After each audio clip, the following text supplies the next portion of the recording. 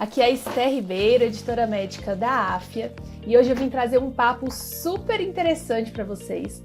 Vocês sabem que aqui na AFIA a gente tem bastante atualizações e hoje, querendo ou não, é a era da IA.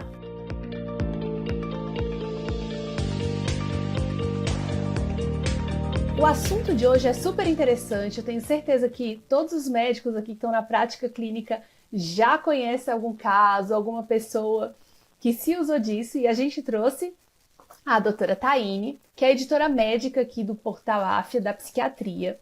Ela é formada pela Universidade Federal da Bahia e fez residência na USP, além de ser mestranda em Psicologia Social do Instituto de Psicologia de São Paulo, e está aqui hoje para a gente para falar sobre nada mais, nada menos do que saúde mental na era da IA, quais os riscos, oportunidades e o papel do médico nesse contexto. Seja muito bem-vinda, Taine. Obrigada, Esther. Obrigada pelo convite. Realmente, essa é uma discussão que eu particularmente gosto muito e que já invadiu os nossos consultórios. Ninguém pode ficar alheio a ela. Com toda certeza. Eu imagino que você, como psiquiatra na prática, né? Eu sou clínica, sou nefro, não tenho essa prática, mas consigo imaginar, né? Não tem como a gente também não atender pacientes na nossa área que tem problemas psiquiátricos e que acabam trazendo essas demandas, né? Como que a IA hoje faz parte do seu cuidado mental em saúde? Assim? O que você já está observando no consultório? Eu vou começar, Esther, te contando uma cena que aconteceu comigo ano passado e a gente ainda nem estava assim, nesse furor todo. As IA generativas estavam começando ali a se tornarem mais difundidas. Mas eu atendia um paciente em terapia, né? Eu também sou psicanalista e em dado momento eu achei que eu precisava fazer uma intervenção mais dura com aquela pessoa, trazer alguns elementos da realidade ali para pontuar uma certa repetição de comportamento que tinha. E é óbvio que quando essas coisas acontecem, ninguém fica lá super satisfeito, feliz, né? Nossa, meu terapeuta botou o dedo ali na minha ferida. Só que aí, na semana seguinte, a pessoa chegou muito chateada, me dizendo que assim, que se fosse para compartilhar as coisas comigo daquele jeito, ele preferiu o ChatGPT, porque o ChatGPT era empático e eu tinha sido assim tenebrosa. E eu acho que o uso da IA, ele acaba por estimular um pouco esse reducionismo assim na visão dos pacientes do que é a prática clínica em saúde mental, porque vai muito além de demonstração de empatia, que é um elemento, ou vai muito além de um aconselhamento. A gente está falando de um tipo de interação ali no médico e do paciente que não dá para ser reproduzida em um contexto sem outros seres humanos, porque é evidente que tem ali um pensar sobre a IA que é feito por humanos. Mas uma IA generativa, ela tem ali uma paciência infinita, ela está sempre disponível, né? Você está ali insônia na cama, pode pegar o seu celular e ficar mandando mensagem contigo, muitas coisas, né? Em certo sentido. Ela assim, ela vai ser extremamente altruísta, né? Você perguntou uma grande barbaridade, ela vai falar, nossa, que pergunta incrível. E isso vai gerando uma certa inabilidade das pessoas de lidarem com as interações reais. Porque, na realidade, a gente discorda das pessoas, a gente tem conflito, a gente se frustra com o que as pessoas fazem e vice-versa, né? As pessoas também sentem tudo isso em relação a gente. Então, e muitas coisas eu acho que nem são certas e erradas, né? Muitas coisas pode ser, eu gosto de vermelho, você gosta de azul, quem tá mais certo?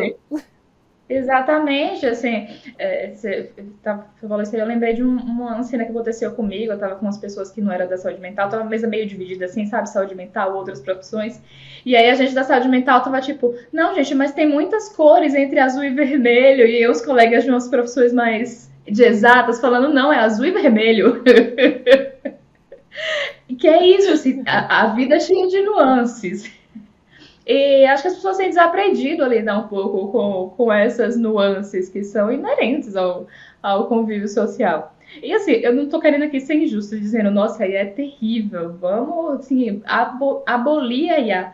Porque se fosse só terrível, né, as pessoas não as utilizariam. É evidente que as pessoas encontram algum conforto ali, que em alguns momentos o que a IA devolve pode até proporcionar uma elaboração que vai auxiliar aquela pessoa, mas isso não é a mesma coisa que um cuidado profissional. Acho que esse é um limite que a gente precisa demarcar de um jeito muito claro. Você acha que depois da IA, assim, de, sei lá, uns 2 anos para cá, talvez um pouco menos, os pacientes estão chegando mais informados ou mais confusos quando eles usam a IA? por conta desses sintomas relacionados à emoção, escolhas, né? Tudo isso. Eu vou usar uma outra palavra para descrever como eles chegam, que eu acho que eles chegam bastante sugestionados. Porque como a gente estava comentando, né, esses modelos de linguagem naturais, mais genéricos ali, que é o que a gente usa no cotidiano, eles tendem a bajular a gente. Porque aquelas respostas são escolhidas com feedback humano, para delimitar ali o que é correto e o que é errado, e ele vai ali se ajustando, né, à nossa interação. Então, também o modelo vai percebendo que as respostas que correspondem às nossas opiniões, elas são recebidas de uma forma melhor, então ele vai começar a dar esse tipo de resposta. Então, uma coisa que vai acontecer é que não necessariamente ele vai te dar a resposta correta, ele vai te dar a resposta que vai te agradar mais, né? Uhum. E aí, acaba tendo uma tendência ao modelo reforçar uma crença que já está pré-estabelecida, porque desse jeito ele te garante ali um tempo você interagindo com ele, né? O ChatGPT termina todas as interações perguntando se você quer algo mais, né? Porque isso vai te reter no uso da ferramenta, que é, em última instância, o objetivo da ferramenta. E desse modo, ali, com essa tendência confirmatória à sua crença pré-estabelecida, isso pode levar as pessoas a pegar uma característica sua, normal aqui. Vou pegar a desatenção. Desatenção, ela não necessariamente significa um transtorno, é uma característica dimensional. Todo mundo é desatento em algum ponto. Que adulto não largou as roupas lá dentro da máquina e deixou lá um dia a roupa lavada sem estender. Queimou uma panela. E assim, queimou a panela, largou a chave em um local nada a ver, não lembra onde estava, perdeu um objeto. Isso tudo é característica desatencional que é dimensional, que é normal, que não é um sinal de um transtorno. Mas aí, muitas vezes, nessa interação com a IA, as pessoas pegam esse elemento e interpretam como um transtorno e vai tendo um viés confirmatório ali que vai fazendo ela chegar de que, não, eu tenho um diagnóstico psiquiátrico, quando não tem. E como que eu oriento um paciente que, às vezes, viu uma rede social, algum sintoma, alguém que tem alguma coisa que ele falou, opa, sou eu, aí ele foi lá no ChatGPT, ou no aplicativo, né, em alguma outra IA, e chega para você e fala assim, doutor, eu tenho depressão porque o ChatGPT me disse, ou eu tenho transtorno bipolar, ou qualquer outro sintoma. O que eu faço com esses pacientes não é tão diferente do que eu vou fazer com qualquer outro paciente que chega no meu consultório. Porque é muito raro que as pessoas cheguem e elas não tenham nenhuma ideia, nenhuma opinião, nenhuma crença sobre o que elas estão passando. Nem que seja no polo oposto aqui, dizer não estou deprimida. Porque tem gente que nos procura claramente de um sofrimento esperando que a gente diga que não está. Né? Também não é infrequente. Uhum. Eu acho que diferente de outras especialidades, né? Porque a gente trabalha com a forma como a pessoa percebe, vive o mundo. Né? As experiências psíquicas são o cerne da vida daquela pessoa. Então, é muito raro que chegue alguém que não tenha nenhuma crença ou nenhuma convicção sobre elas próprias. Só que isso, à medida que a gente associa ao fato que você trouxe aí, de repente ficou muito popular se falar sobre saúde mental, assim, uma terminologia técnica passou a ser apropriada pelas pessoas. E aí, isso de fato leva as pessoas a chegarem não dizendo coisas tendo crenças sobre si, mas achando que tem determinados diagnósticos. E quando elas chegam desse modo, acho que a nossa função é tentar um pouco desviar disso. Mas desviar não negando, para facilitar ali uma certa aproximação. Porque o que importa pra gente, quando a pessoa chega, é a experiência que essa pessoa vive, tá? E eu acho que tem uma coisa importante que você é o profissional, você tem o conhecimento técnico, você sabe o que na técnica médica significa aquele diagnóstico. A pessoa não sabe. Então, você nunca deve tomar que o que a pessoa está dizendo que é o hiperfoco é o que é um hiperfoco para você enquanto médico. Você deve sempre ir lá descobrir o que é que a pessoa quer dizer com esse hiperfoco. Como com qualquer simplificando, mas o tanto de paciente que eu recebo na nefro dizendo que tem problema renal, quando na verdade era só uma dor lombar posicional. É isso, eu acho que todo mundo chegasse, doutora, eu tô com problema renal porque eu tô com dor aqui, e eu fosse levar isso realmente a sério, Ah, sério, às vezes eu falo isso com os meus internos, eles falam, vocês estão ansiosos, aí eu faço ansiosa como? Aí não perguntei, tipo, então isso aqui não serve, assim.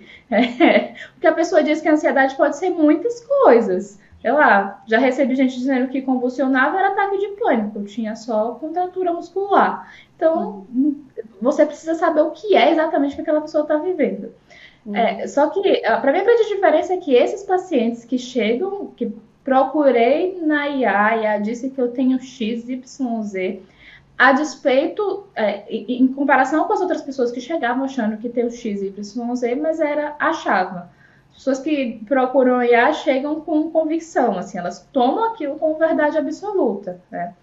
E aí eu gosto de explicar algumas coisas aos pacientes para também ir estabelecendo um pouco qual é o curso da nossa relação ali, do tratamento, do diagnóstico. Então, assim, eu sempre falo que, a despeito que eles tenham tido um diagnóstico prévio, mesmo tendo sido feito por outro colega, que eu quero ouvir a história deles, eu vou perguntar tudo desde o início, porque eu também quero formular as minhas próprias hipóteses, quero conhecê-lo, quero ter o meu juízo clínico, que não importa muito assim os nomes nesse momento, se é depressão, se é ansiedade, eu quero que eles me narrem o que é que eles vivem, o que é que eles sentem, como é que isso que ele está chamando de ansiedade impacta no dia a dia dele, impacta nas relações. E uma coisa que eu acho que é muito importante e que muitas vezes é perdida de vista, que é diagnóstico psiquiátrico é longitudinal. Né? Acho que as pessoas têm essa ideia, vou uma consulta, falei ali, vou sair com o DSM inteiro debaixo do braço, mas a gente descobre mesmo o que é que as pessoas têm no curso do tempo. À medida que a gente vai vendo como aquela apresentação se desenrola e a gente pode melhorar a acurácia do diagnóstico. uhum. Entendi. E assim, se chega um paciente em sofrimento e com autodiagnóstico, né? Como que você faz? Eu acho que você já respondeu um pouco, mas assim, deve ser difícil não validar, no sentido de não de validar esse sofrimento sem reforçar aquele diagnóstico feito pela IA, né?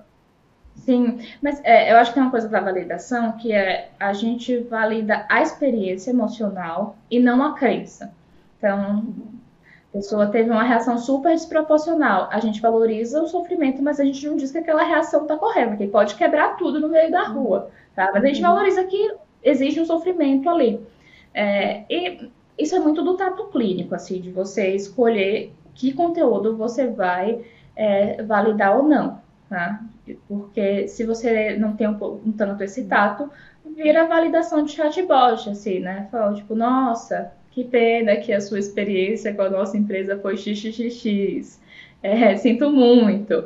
Que fica artificial, né? Você recebe aquilo. uhum. Quando recebo isso no chatbot, eu fico mais irritada do que me sinto confortada. Tá? Acho que o movimento que você precisa fazer ali, para fortalecer a aliança terapêutica, é reconhecer o paciente ali que existe Uhum. um Sim. sofrimento, é mostrar que as emoções deles, as suas reações emocionais são compreensivas, não ser confrontativo nesse primeiro momento, não tem porquê, até porque talvez Uhum. aquela interpretação que ele tenha seja o diagnóstico mesmo, assim, então não tem porquê estabelecer uma postura de anteposição, assim.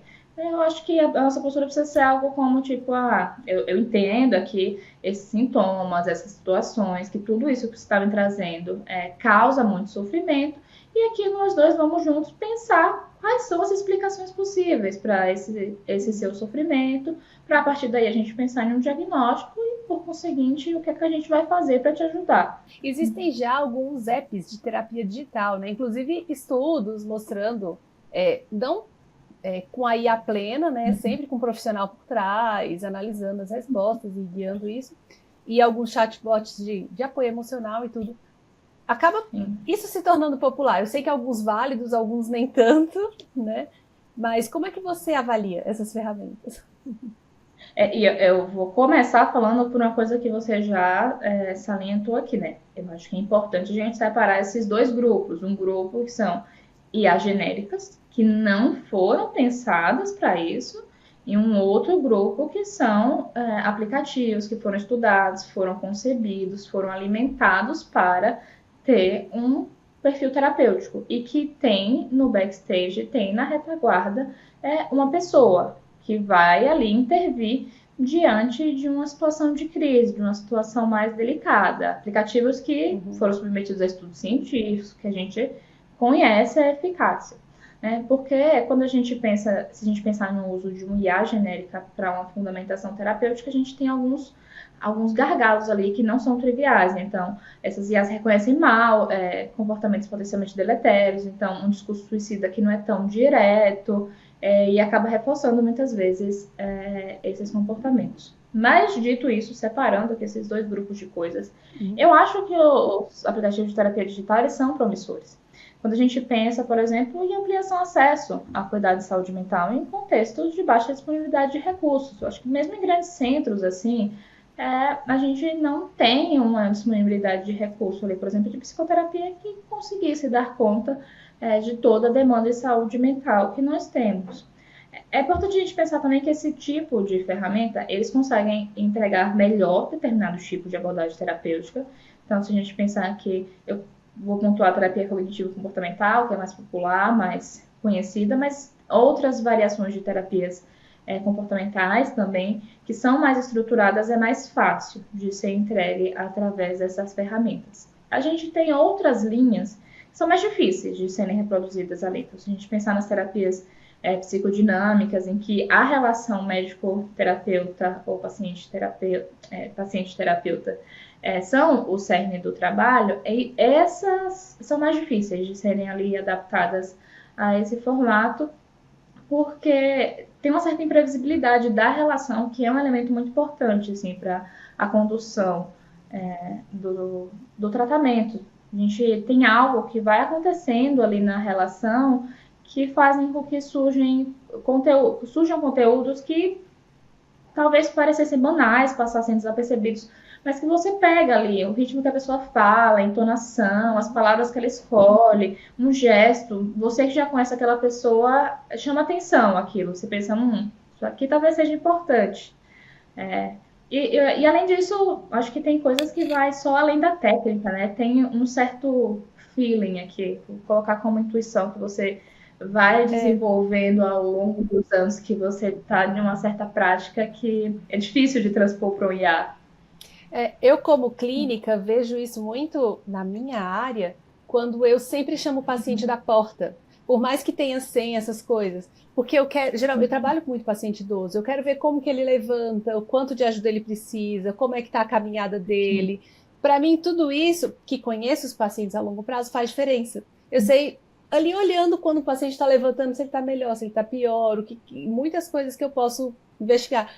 Como que uma IA faria isso, né? Em certo sentido. Ia ser mais difícil, né? Isso é o olho humano mesmo que precisa fazer. Quando eu estava em um dos estágios da minha residência, ali estava numa sala de espera grande, muita gente, às vezes eu ficava assim no balcão meio escondidinha, vendo o meu paciente interagindo um pouco ali na sala, para também dar uma sacada do que está acontecendo. E esses dados são vitais, assim, de fato, são informações que são perdidas ali quando a gente está com a IA. Então, assim, existem situações que podem ser úteis, né? Você até falou da psicoterapia, tudo. Tem alguns estudos também que mostram isso, né? Em relação a... Sim, a gente tem estudo bastante promissor ali. Principalmente ansiedade e depressão, a gente tem mais estudos, e eu acho que isso é importante. Esses estudos mostram que são promissores, mas a gente está falando de estudo pequeno, N pequeno, comparações.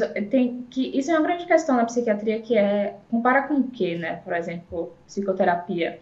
Muitas vezes a gente compara com lista de espera, que não é lá um cegamento assim, muito bom, né? Porque são evidentemente discrepantes.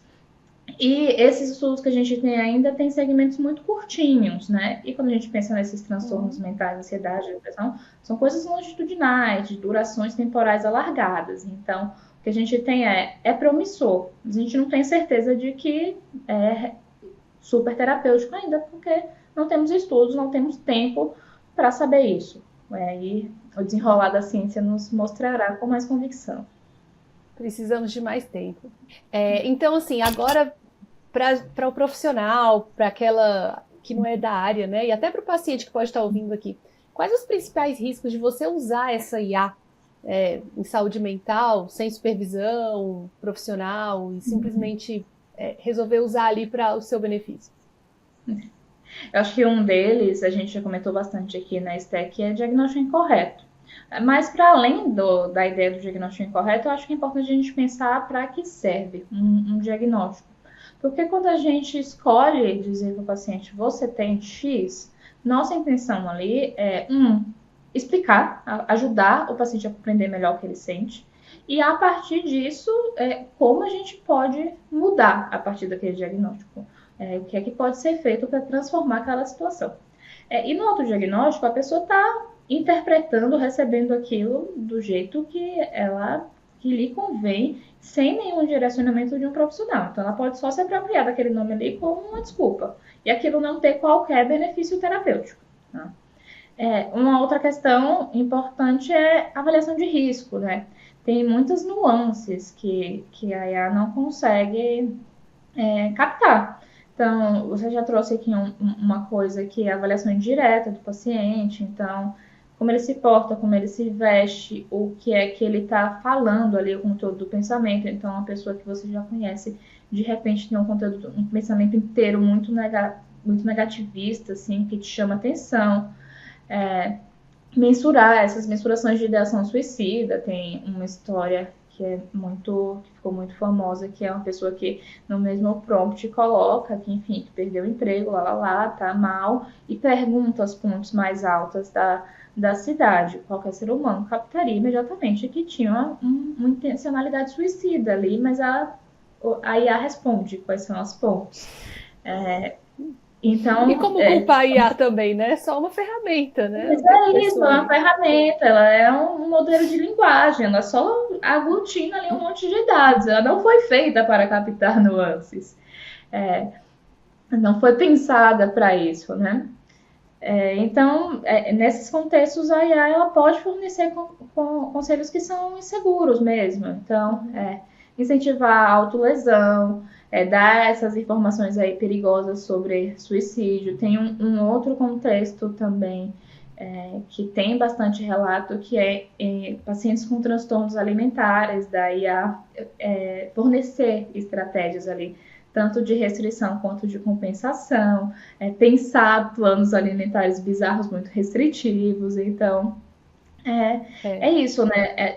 É um modelo de linguagem que aglutina um monte de dados, ela não tem como oferecer um cuidado individualizado, que está alinhado à necessidade daquela pessoa, né? Aquela raça, aquele contexto específico, né? Não tem como. Sim. Eu fico pensando em muitas mães também que se apropriam de diagnósticos feitos assim, por exemplo, de TDAH, e em vez de tratar o filho, tudo... elas usam isso como desculpa para deixar a criança fazer o que quiser e ela não ter responsabilidade sobre o filho. Sim, porque, afinal de contas, ela tem um diagnóstico. Às vezes eu brinco que o diagnóstico mais importante na psiquiatria infantil são as famílias.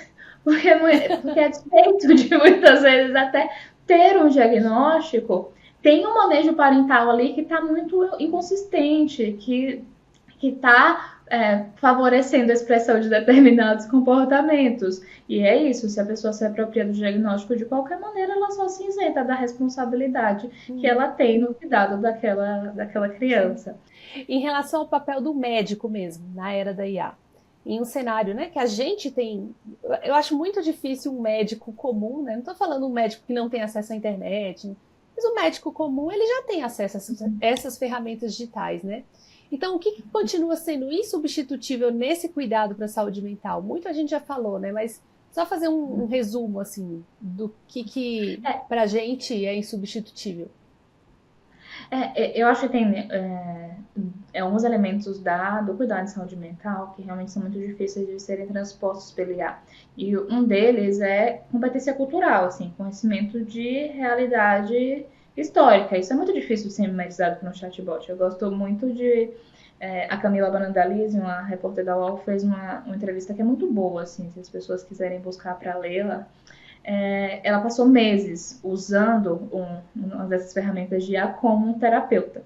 E aí ela conta que a redação do UOL é ali no meio daquela região que é pejorativamente conhecida como Cracolândia, né? Uma cena de uso urbano que é bastante violenta mesmo, é bastante angustiante de se ver, e que ela fala um dia com o chatbot isso, nossa, tô muito mal por ter visto aquilo. E ele fala, acenda uma vela, faça um exercício de respiração.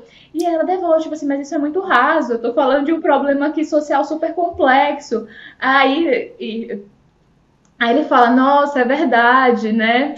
Ah, mas também não dá nenhuma nada além disso.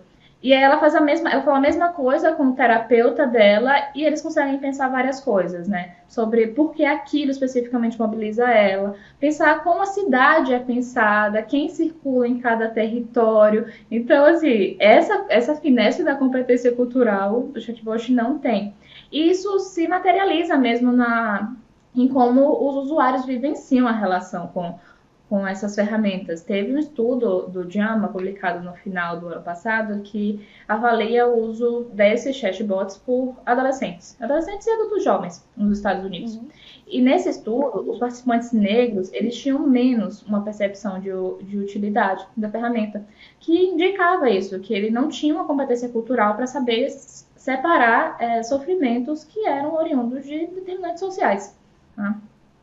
Eu acho que tem isso, né? Eu lembro de um chefe que ele falava, a gente tem que experimentar o mundo para ser um bom psiquiatra. Porque a gente tem que experimentar o mundo, assim, para conhecer melhor a diversidade das pessoas. Além, assim, só para também dar uma encerrada aqui nessa resposta, eu acho que tem uma coisa que é esse viés confirmatório mesmo das IAs, que faz com que elas te deem muitas soluções muito imediatistas, tipo essa, sem novela. Enquanto na prática clínica a gente dá pouca solução, né? No final das contas a gente oferece perguntas. Porque eu não tenho solução para a vida de ninguém, assim, né? Aqueles ditados populares, né? Cada um tá na sua pele, sabe a dor que tá lá. A pessoa precisa pensar o que ela vai fazer para a vida dela. Talvez eu possa ter uma resposta do que eu faria para minha vida, mas isso não é verdade. Isso é o que eu faria para minha vida. Não existe essa resposta pronta que muitas vezes essas ferramentas simplista, te dão, né? Te fazem crer que existem. Sim. Uhum. Mas pensando por outro lado, assim, né? As partes mais difíceis a gente viu bastante. Mas você acha que o médico consegue, por exemplo, se utilizar da IA para ter mais tempo para escutar o paciente? Na parte clínica, eu sei que isso acontece, né? Porque a gente consegue resumir, consegue perguntar algumas coisas antes, né? E para perguntar nuances mais específicas, né? Dado que, principalmente no SUS, em alguns convênios, o tempo de consulta é limitado. Eu acho que tem um uso muito bom, que é, primeiro, o backstage, assim, né? A gente tem muitas tarefas burocráticas que não são escutar o paciente e que tomam muito tempo do nosso exercício profissional. Laudo, receita, e para isso eu acho que é fenomenal. Isso, prontuário, laudo, receita ali, sintetizar a informação, até mesmo atualização profissional. Assim, eu gosto de usar IA para buscar artigos, para ver respostas de acesso a uma evidência de qualidade. Eu acho que ajuda você a não passar horas ali no PubMed procurando o artigo. Coisas organizacionais do consultório, eu acho que nisso também tem um grande apoio, uma grande ajuda. Acho que tem um outro uso que pode ser muito bacana, que é esse né? Esse pré-consulta, no sentido de conseguir ali fazer um certo screening de risco, de qual é o tipo de demanda, uma certa alocação de recurso mesmo, de qual profissional é necessário para aquela situação, que não precisa ser mediado assim, por um humano. Eu também acho que é um uso muito bom assim, das IAs. E como manter esse cuidado, né, centrado no paciente, nesse cenário cada vez mais tecnológico? Que, querendo ou não, a gente acaba sendo fisgado também, né, para a tela azul e querendo colocar muita tecnologia, às vezes não é essencial e até prejudicial, né? Além disso, assim, né, o cuidado não se baseia só nessas informações objetivas que eu podia ter dado ali escrevendo um formulário, sem precisar dessa interação face a face. Você precisa de uma implicação real dos profissionais, né? A gente está ali o tempo inteiro lidando com os valores dos pacientes, as expectativas do paciente. A gente está ali se utilizando dessa relação de confiança que se estabelece e que vai ser determinante para o tratamento. Está ali mobilizando as ambiguidades, né, que nos constituem e que precisam ser compartilhadas. Então, manter o cuidado centrado no paciente implica, assim, não perder, né, de vista que o núcleo da prática clínica continua sendo a relação e essa tomada de decisão que é construída em conjunto mesmo. No fim, é o amadurecimento do próprio médico em relação a como ele usa a IA, que pode definir se a IA vai aproximar ou afastar o paciente. Sim, né? Em que momento você vai mobilizar isso, né? Você pode usar essa ferramenta para te ajudar em processo burocrático, você ter mais tempo com ele, ou você pode usar isso, se você resolver usar isso como substitutivo seu, você vai afastar o paciente de você. Né? Sim, sim. E aí, nos diz assim, como aliar essa IA, né, a relação terapêutica, a tudo isso? Como eu tinha pontuado ali, eu acho que esses sistemas, eles podem ajudar muito a gente em organização de informação, síntese de registro. Uma coisa que eu faço muito, mas faço muito manualmente aqui, que às vezes eu brinco com os pacientes que trabalham aí com TI, que eu queria um pouco mais elaborado, que é acompanhar sintoma entre os atendimentos. Eu queria ser notificada pelo aplicativo de como as pessoas estão. Porque eu acho que seria um uso interessante, assim, porque eu vou lá, pessoa a pessoa, ponho na minha agenda, tal dia, envio o WhatsApp para tal pessoa, para perguntar X, como tá com o remédio. Eu acho que isso poderia ser feito de uma forma também mais rápida. Eu já pensei a mesma coisa para pressão dos meus pacientes, controle do diabetes, eu queria saber. A gente pensando, gente, desenvolvedores que estão nos ouvindo. Estamos precisando da solução. Só que a interpretação dessas informações, né, a deliberação das condutas, isso tudo continua sendo uma tarefa do encontro com o médico e o paciente, porque, como eu tinha dito antes, né, envolve as expectativas dos pacientes, os valores, o que eles desejam para a vida deles.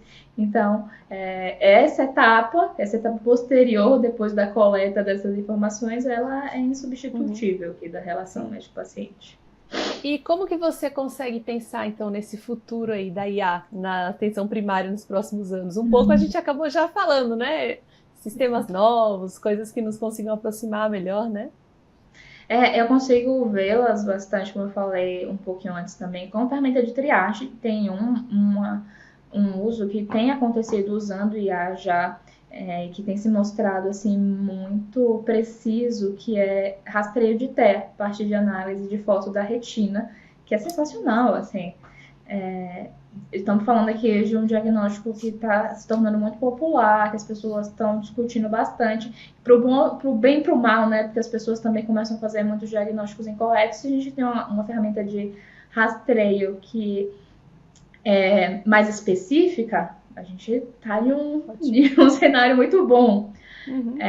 Então, como eu tinha falado antes, triagem ali de outros, quando o paciente está chegando até o dispositivo de saúde, para pensar qual é o melhor recurso, para que a gente não fique gastando o recurso humano de forma ineficaz. Acho que pode servir ali como uma ferramenta de apoio clínico ali, para pensar estratégias de intervenção farmacológica, por exemplo. Aí, uma vez que a IA vai conseguir aglutinar um volume de dados muito maior do que nós vamos conseguir, então isso pode personalizar, uma coisa que se chama muito de psiquiatria de precisão, personalizar escolhas de intervenções medicamentosas e outras coisas que ele também já tinha comentado, tanto, né? Acompanhamento entre consultas, fornecer psicoeducação ali, registrar sintomas, fazer intervenções mais breves, mais estruturadas ali em momentos de crise. Então, aplicativos que fazem intervenções mais comportamentais mesmo para essas situações mais agudas. Eu acho que tudo isso são usos que a gente vai ver aí mais para frente, mais integrado à nossa prática clínica. E para o médico, para o psiquiatra se preparar para isso? O que ele faria? Acho difícil essa pergunta, né? Porque acho que uma primeira coisa talvez seja a gente entender um pouco melhor, né, como essas ferramentas funcionam. Porque, e aí eu estou pensando aqui muito em chatbots mais comerciais mesmo, que a gente não tem muito controle, né, de como o algoritmo está sendo treinado, ou quais são as informações que estão sendo fornecidas para esse treinamento, e aí a gente também não sabe muito bem interpretar como é que está acontecendo, está livre de viés, não está livre de viés. Então, eu acho que eu vou responder mais como um estado de, quase um estado de espírito aqui que a gente precisa ter, menos exatamente o que vai precisar ser feito. Porque eu acho que, para mim, é um estado de espírito diante de qualquer novidade, que é ter uma capacidade de avaliar criticamente essa tecnologia em saúde, não incorporar ou aderi-las assim incondicionalmente, antes que a gente tenha evidências robustas de sua eficácia, mas também está aberto ali, de falar, vamos avaliar, vamos testar, vamos estudar, sem assumir aqui também uma posição um tanto paranoica de que, tipo, nossa, eu não posso utilizar essas ferramentas porque se eu utilizá-las vou perder meu emprego aqui, elas vão tomar o meu lugar, porque não vão, né? Então, eu vou responder com essa disposição de espírito, que é, de um lado, estar muito aberto a experimentar, a testar, a se envolver nos estudos, mas sempre mantendo a crítica e a lembrança de que a boa técnica é fundamentada em boas evidências. Eu tinha um professor de faculdade, um professor muito querido na parte clínica, ele falava assim para os alunos: vocês nunca sejam os primeiros a usar alguma coisa, um tratamento, alguma coisa para o paciente, mas também não sejam os últimos. Os últimos. Excelente conselho. Então, tenham cuidados, né? Dê tempo para você estudar, para ver o que os outros passaram, né? Analise com cuidado, mas também não fica o médico que não usa nada, que não faz nada, que ninguém merece. Então, para fechar, né, o nosso podcast foi muito útil, foi muito esclarecedor, né, em relação a isso.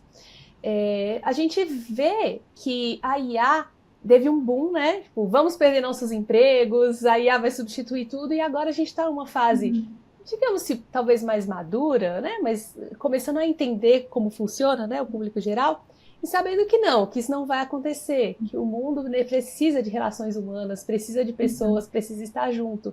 O que você acha que continua, assim, essencialmente humano no cuidado da saúde mental? Às vezes, eu sempre penso, assim, eu faço uma brincadeira de que clinicar em saúde mental tem algo que parece com a parentalidade, com ser pai. Você que eu sei que é mãe de várias crianças, aquela, se achar que está incorreto, já me corrige aqui. Porque eu acho que demanda uns esforços inglórios, assim, né? Mas que são necessários para que os pacientes se desenvolvam. Que é ter que sustentar limite, que vão deixar os pacientes descontentes à primeira vista. Quantas vezes os pais sustentam os limites que deixam seus filhos muito chateados, né? Então, a gente vai ter que acolher a pessoa, mas a gente não pode reforçar a crença disfuncional que ela tem. A gente vai ter que estar vulnerável e mostrar as limitações que nós temos, mas ao mesmo tempo a gente tem que sustentar a posição de que a gente está ali para aquela pessoa, de que a gente está ao lado dela ao longo dessa jornada de cuidado, assim. E que a gente vai estar disponível para que ela possa pensar que modo ela quer viver a vida dela com o máximo de liberdade e possibilidade. Teve uma vez na minha análise que meu dia tinha sido horrível, assim, já estava no momento da residência que eu não aguentava mais, meu dia tinha sido completamente caótico, e aí, assim, bem, sabe, eu tava mais de 12 horas trabalhando, e no final do dia alguém me disse um negócio, assim, que foi tipo a gotinha que faltava para o meu dia, e aí eu lembro não, assim, foi a hora, transbordou, realmente. Aí eu lembro que eu cheguei na minha análise, eu deitei no divã, chorei a sessão inteira, eu nem disse nada, eu só chorei, eu tava tipo assim, não aguento mais isso aqui. Chorei, a minha analista ficou lá, em silêncio também. Ela aceitou que eu precisava chorar, mas ela estava lá, ela estava disponível. Eu sentia que existia uma presença de uma pessoa ali junto comigo para o que eu precisasse. E para mim isso é a síntese do que só um humano pode fazer, que é estar presente. se emprestar para o outro para ajudar ele a lidar com a sua angústia. Mas ela não me deu resposta, ela não ficou me dando Que conselho, tal nada. ligar uma vela, acender uma vela e tomar um chá? Assim, ela não teve aquele espaço como um espaço de cuidado, de acolhimento, sem se precipitar, sem angústia, sem nada adicional, né? Eu acho que é isso, assim. Isso é uma particularidade que é própria de duas pessoas estarem juntas, né? Em um contato humano, assim. Em um encontro que realmente só com dois profissionais envolvidos pode existir. Né? E eu acho que tem uma outra coisa que falei pouco, porque acabei falando muito do exercício médico, mas para a saúde mental não tem construção terapêutica sem equipe multiprofissional. Não tem para nenhuma especialidade, mas na saúde mental isso é mais radical. Você não faz nada sem os seus colegas. E essa interação, essa articulação de percepções distintas, contraditórias, esse pensar conjuntamente o plano terapêutico para uma determinada pessoa, que é imprescindível para qualquer cuidado em saúde mental, é estritamente humano, né? A IA não vai conseguir reunir um grupo de pessoas para falar, tipo, e aí, o que a gente vai pensar para esse caso em particular? Até pensando, você falando também em relação à própria vivência humana, não exatamente profissional, né? Mas você não consegue um amigo por IA, trocar os seus amigos por uma IA. Você não consegue, né? Não tem isso, né? A gente precisa de pessoas, né, ao lado. Mas muito obrigada, Taine. Foi muito esclarecedor, muito instrutivo, até divertido em alguns momentos a nossa conversa.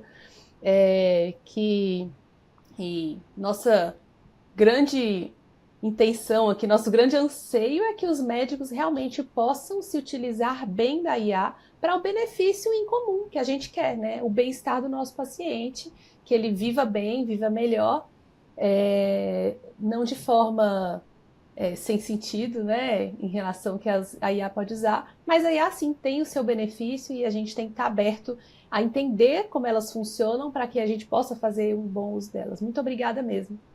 Obrigada a vocês, pelo convite. E para quem quiser saber mais notícias, novidades como essas, você pode entrar lá no portal.afia.com.br e ver mais novidades.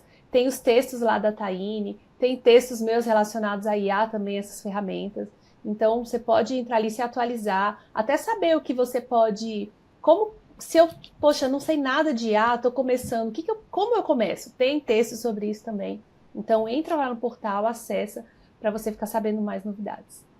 Então tchau, gente. Até mais. E a gente se vê por aqui pela Afia. Tchau, Taine. Tchau, Até tchau. mais.